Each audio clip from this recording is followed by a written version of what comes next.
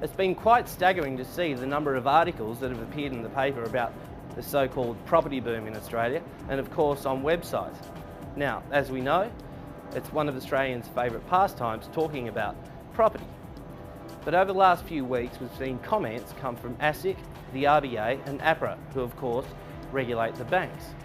Now it's during these periods that you start to see comments like, it's a buyer's market, it's a seller's market. From my point of view, it's all just a nonsense. You can't have one without the other.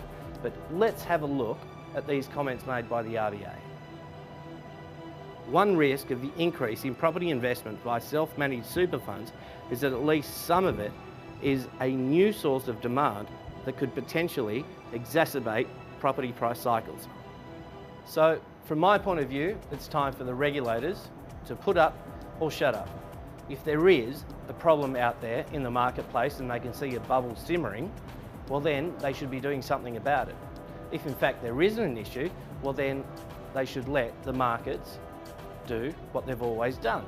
Now, according to the ABS, the Australian Bureau of Statistics, there's about $500 billion in self-managed super funds.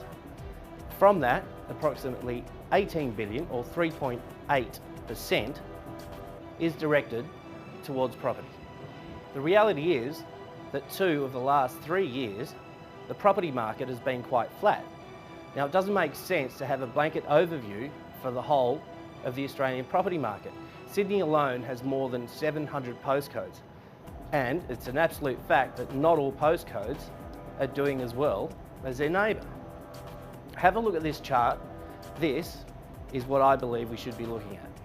The number's currently sitting around 145%, and it's the disposable income within households that will determine the serviceability of any further borrowings.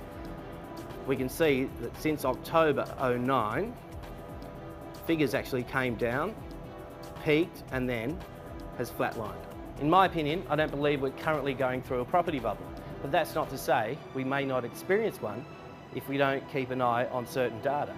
The reality is that the Reserve Bank, they need to keep an eye on the property market, the increase in unemployment. On top of that, we have historically low interest rates. That's going to be a tough juggle for the RBA. I'm Iggy Damiani. I'll see you next week.